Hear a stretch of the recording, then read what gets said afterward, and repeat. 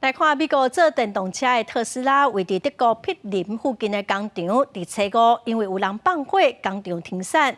德国一间环保团体是讲火是因放的，嘛讲因就是要破坏特斯拉伫德国的营运，谴责特斯拉工厂破坏环境和生态。特斯拉的执行长马斯克是批评讲，这款违法的行为实在是真离谱。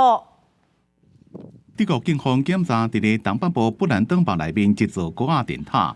因为这座电塔敢若互人放火，造成格林海德附近真侪城市，包括特斯拉的电动车超级工厂在内，拢无电通用，生产线规拢停来。特斯拉的超级工厂伫咧柏林东南边，是伫欧洲的第一座制造厂。好佳在这场大火无炭烧到工厂。警方讲，火已经被拍花。Die Produktion ist jetzt stillgelegt. Für uns ist das hier wirklich ein Anschlag auf diese Industrieansiedlung hier in Brandenburg. Wir haben über 12.000 Mitarbeiter, die wir jetzt momentan nicht weiter beschäftigen können. Das bedeutet für uns einen wirtschaftlichen Schaden im hohen neunstelligen Bereich. Und wir haben momentan noch keine klare Sichtbarkeit, wann wir hier wieder mit der Produktion beginnen können. Sind natürlich im engen Kontakt mit der EDIS und versuchen hier sehr schnell Klarheit zu erzielen.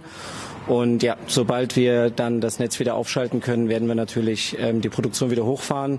Aber einige Schäden werden dann möglicherweise auch erst sichtbar werden, wenn wir dann wieder zuschalten. 特斯拉伫咧格林海德工厂的扩建计划遭受到强烈的反对。特斯拉希望，让这个厂的电池产量会当增加1倍。不过，为了要扩建工厂，将错真侪森林，和当地居民反对，强调工厂会破坏资源的供应。环保人士自3月初就走入去特斯拉工厂附近的森林，进行所谓的录影占领活动，要阻挡工厂的扩建计划。Ja, saubere Elektroautos sind eine dreckige Lüge. Hier Menschen vor Ort wird das Wasser geklaut, aber auch da, wo die Rohstoffe für die Autos herkommen, werden Menschen ausgebeutet und Natur zerstört.